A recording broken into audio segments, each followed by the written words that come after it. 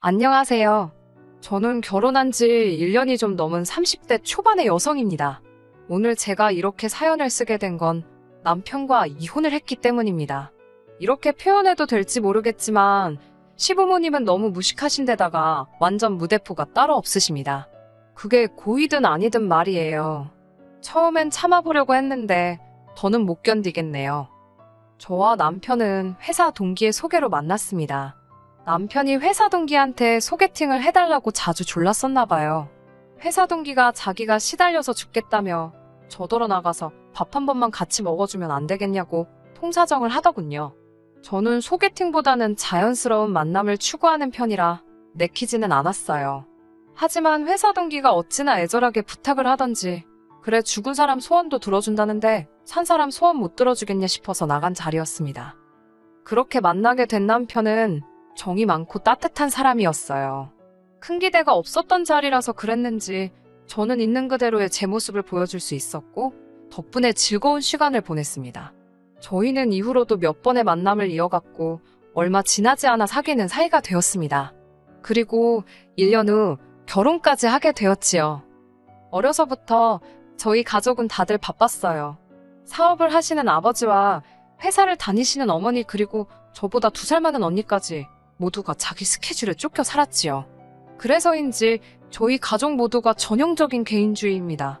서로의 일에 쓸데없이 간섭을 하거나 오지랖을 부리지 않아요.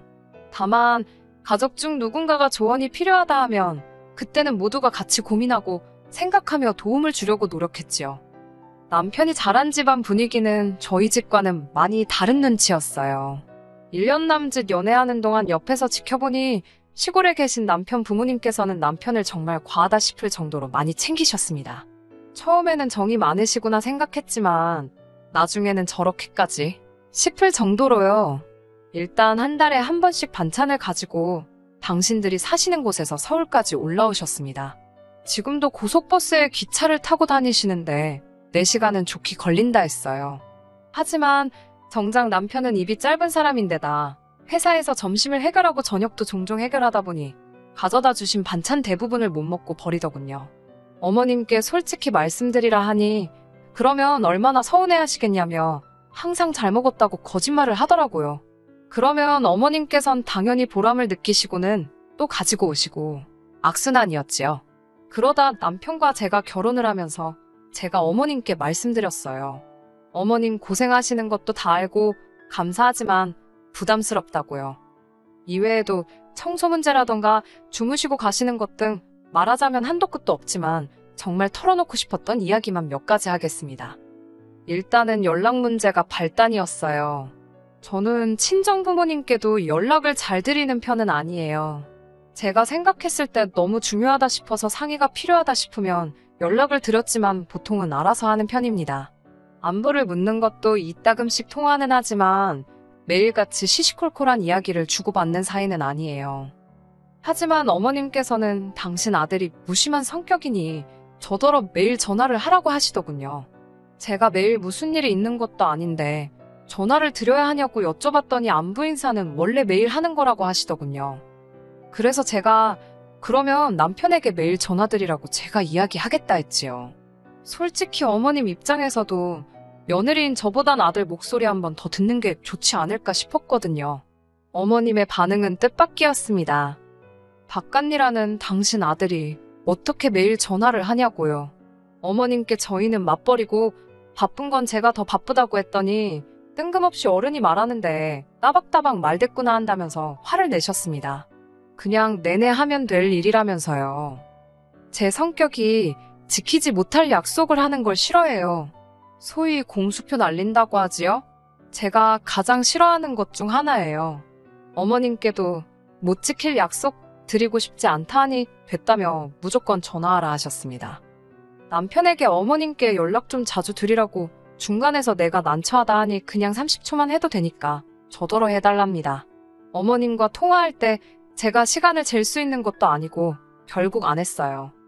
저는 마케팅 회사에 다닙니다. 그렇다 보니 프로젝트가 자주 있고 야근도 많고 때로는 주말에도 출근을 해야 할 정도입니다. 너무 바쁜 생활이고 제가 이욕심이 많기도 해요. 그래서 임씨는 제가 회사에서 어느 정도 자리를 잡으면 하는 걸로 이야기가 끝난 상황이었습니다. 이 이야기는 남편이 저에게 청혼했을 때 이미 얘기가 된 부분입니다. 만약 남편이 결혼하자마자 아이를 갖고 싶어 했다거나 일에 대한 제 열정과 의지를 이해해주지 못했다면 결혼하지 않았을 거예요. 그런데 문제는 식을 올리고 한 달이나 지났을까 싶은 때였어요.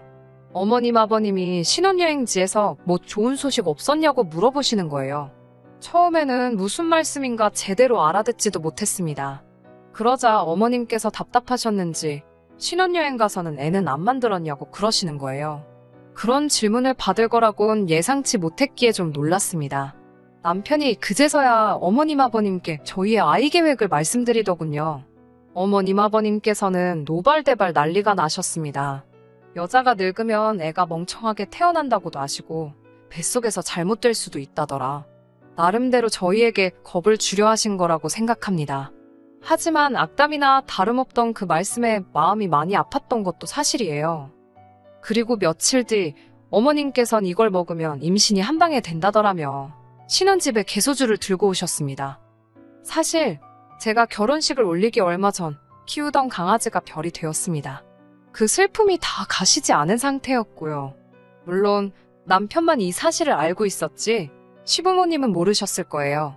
하지만 아무리 모르셨다고 해도 개소주라니 솔직히 너무 충격이었고 역겹기까지 하더라고요. 마음 같아선 당장 그 물건 챙겨서 집에서 나가달라고 하고 싶었어요. 하지만 어머님께서 아기를 품고 그러신 것도 아니고 정중히 말씀드렸습니다. 비위가 약해서 그런 건 못 먹는다고요. 어머님께서는 저에게 어른이 주면 감사합니다 하고 넙죽 받아 먹어야 하는 거 아니냐며 직접 그 팩을 뜯어서는 제 얼굴에 마구잡이로 들이대셨습니다. 어머님께선 당장이라도 제 입에 그 개소주를 부어넣으실 기세로 저를 궁지로 모셨습니다. 당황한 제가 어머님을 피하다가 어머님 손에 들려있던 개소주를 쳤나 봅니다. 개소주가 바닥으로 떨어지자 어머님이 이 아까운 걸 다 버린다며 저한테 소리를 지르시는 거예요. 먹을 걸 줘도 못 먹냐면서. 남편이 그제서야 어머님도 그만하시고 당신도 그만하라면서 저한테 한다는 소리가 맛이라도 좀 보면 죽냐입니다. 어머님이 무슨 독약을 먹이는 것도 아닌데 어지간히 하라더군요. 어머님이 돌아가시고 나자 정말 화도 나고 서럽고 이런 시집살이는 생전 듣도 보도 못해서 어이가 없었어요. 남편도 중간에 끼어서 난처한지 한숨만 푹푹 내쉬는데 그런 모습을 보니 저 인간하고 평생을 어떻게 사나 싶더라고요. 하지만 개소주일로 이혼을 결심한 건 아닙니다. 이 사건 이후로 어머님도 저한테 단단히 화가 나셨는지 더 이상 신혼집으로 찾아오시는 일은 없으셨어요. 마치 저를 왕따라도 시키시려는 건지 저만 빼고 남편 혹은 아주버님네하고만 연락을 주고 받으셨습니다. 남편은 자기가 너무 불편하다며 빨리 어머님께 사과드리라고 저를 재촉했지만 솔직히 제 입장에서는 너무 편하고 좋았거든요. 굳이 어머님과 관계를 풀어야겠다는 생각도 들지 않았고요. 아이러니하게도 오히려 어머님과 계속 거리를 두고 살 수 있었다면 이혼은 하지 않았을지도 모릅니다. 앞서 말씀드렸다시피 어머님 아버님께서는 시골에서 살고 계셨는데 그 집이 1억 중반대였어요. 그런데 그 집을 팔고 그 돈으로 시내에 있는 아파트에 전세로 들어가시겠다고 하더라고요. 솔직히 그 이야기를 들었을 때만 하더라도 막연히 몇 달은 걸리지 않겠나 싶었습니다. 그런데 생각보다 시골집이 빨리 나가서 갑자기 일이 급속도로 진행이 되기 시작했어요.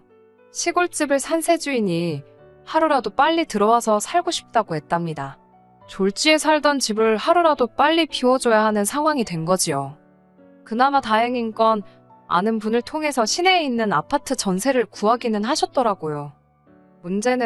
진짜 문제는 그럼에도 불구하고 어머님 아버님이 한 4개월 정도는 원래 살던 시골집에서 나와 따로 계실 곳이 필요하단 거였습니다.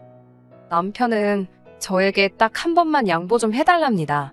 그렇다고 노인네들을 어디 모텔 같은 데서 4개월 동안 있게 할 수는 없지 않냐면서요. 어이가 없었지요. 아주버님에는 시댁에서 1시간 거리밖에 안 되고 저희 집은 4시간이 넘는 거리인데 아무래도 원래 사시던 동네 근처에 계시는 게 어머님 아버님한테 더 편하지 않을까 싶었거든요. 게다가 그 집엔 손자도 2이나 있었고요. 그런데 어머님은 그 집에 가면 사내놈들이 뛰어다녀서 정신이 하나도 없다며 싫다고 하셨답니다. 무조건 저희 집에 계시겠다고요. 환장할 노릇이었지요. 게다가 저희는 맞벌이라 낮에는 아무도 없는데 어머님 아버님만 계실 거라 생각하니 생각만 해도 불편하더라고요. 저는 남편에게 절대로 혼자 독박은 못 쓴다고 선을 그었습니다. 그러자 아주버님 쪽에서 그러면 저희 집에 먼저 2달, 당신 집에 2달 모시자고 하더군요. 그것도 솔직히 내키지는 않았지만 알겠다고 했습니다. 이혼한 마당에 좋지도 않은 기억 곱씹어 모아나 싶지만 그래도 돌이켜 생각해볼수록 정말 최악이었어요. 서재 겸 작업실로 쓰던 방을 내드렸는데 아버님께서 그 방에서 담배를 피우시는 게 아니겠어요? 아파트라서 그리고 전세라서 담배는 절대 안 된다고 누누이 말씀을 드렸는데도 몰래 피우시는 거예요. 아무리 제가 대낮에 없어도 그 냄새가 어디 가나요? 집에 들어오는 순간부터 인상을 펼 수가 없는 거예요. 게다가 2분 다 식탐이 얼마나 많으신지 일하는 저에게 닭도리탕을 해달라, 칼국수를 해봐라 별의별 주문을 다 하시더군요. 뿐만 아니라 어머님은 자꾸 제 살림살이 위치를 바꿔놓으시고 주말에 모처럼 늦잠이라도 자려고 하면 멀리서 시부모가 왔는데 어디 구경도 안 데리고 간다며 서운타 하시고 죽겠더라고요. 그 와중에 틈만 나면 또 저희한테 애는 또 언제 만들 거냐고. 그래도 시간은 흘러서 어느덧 2달이 다 되었습니다. 아주버님께 모시고 가시라고 연락을 드렸지요. 그랬더니 나이 먹은 노인네들 이제 간신히 적응했을 텐데 뭘 또 움직이라고 하냐입니다. 어차피 2달만 더 있으면 당신들이 이사 가기로 한 집으로 가실 건데 그 전까지는 그냥 저희 집에 있게 하라는 거예요. 제가 말도 안 된다고 그렇게는 안 된다니까 안 될 게 뭐가 있냐입니다. 아주버님이 이미 벌써 어머님 아버님과 통화도 다 해보셨는데 서울살이가 그렇게 편하고 좋다고 하시더래요. 저희 집도 널찍하니 한가하고 좋다고요. 도저히 아주버님네와는 말이 통하지 않는 것 같아서 어머님 아버님과 단판을 지어야겠다 싶더군요. 남편이요? 당연히 아주버님 편이더라고요. 벌써 저 빼고들 다 이야기가 되었던 모양입니다. 그것도 모르고 그때 저는 어머님 아버님께 이제 짐 챙기시라고 아주버님네 모셔다 드리겠다 했어요.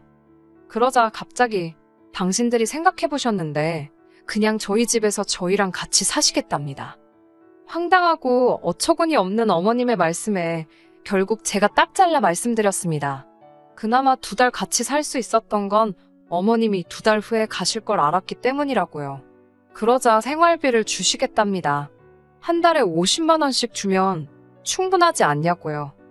저는 돈도 뭐도 다 싫다고 절대로 더 계시는 건 안 된다고 했지요. 그러자 어머님 아버님도 슬슬 역정을 내시면서 당신들이 뭘 그렇게 불편하게 했냐입니다. 오히려 제 눈치를 더 보셨답니다. 여기서지면 진짜 모시고 살겠구나 싶어서 저도 그동안 마음속에 있던 말을 꺼냈습니다.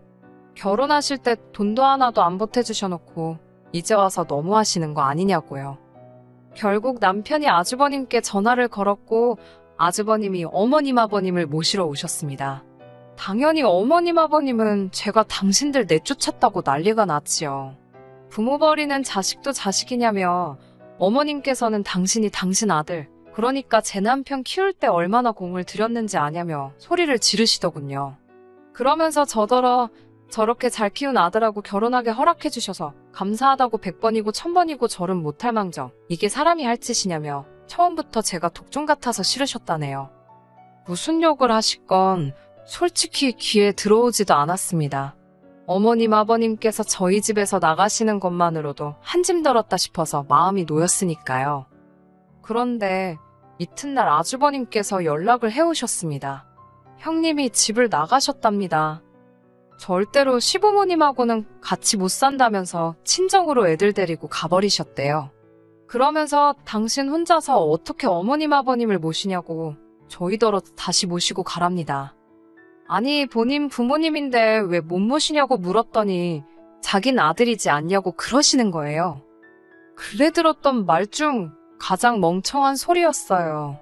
제가 그게 무슨 소리시냐고 장가가기 전까지 같이 사시지 않았냐니까 뜬금없이 저 때문에 당신 가정이 다 박살이 났답니다. 저 하나 때문에 온 집안이 쑥대밭이 되고 있는 거라네요. 아주버님은 계속해서 저 때문에 이혼당하게 생겼다며 지금 당장 와서는 어머님 아버님을 모시고 가라 했습니다. 목소리에 화가 가득하더라고요. 남편은 그 소리를 듣더니 저만 좀 양보했으면 모두 다 편했을 거라며 왜 번번이 그냥 넘어가도 되는 일을 이렇게 크게 만드냐입니다. 그러면서 진짜 아주버님네 이혼하면 자기는 이제 부모님이랑 조카들을 어떻게 보냐고 악을 쓰더군요. 온 가족이 이렇게 다 제 탓을 하는데 제가 뭐 한다고 이 집 구석에 붙어있나 싶더라고요. 그래서 남편에게 그럼 당신도 짐 싸서 나가라고 했습니다. 이 집 전세로 들어올 때 솔직히 남편은 거의 보탠 게 없어요. 혼수라고 제 성에도 안 차는 싸구려 가전제품 몇 개에 경차 하나 사온 게 다거든요.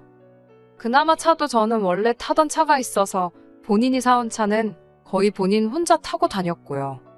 당신 짐 챙겨서 이 집에서 나가라고, 그리고 이혼하자고 했습니다.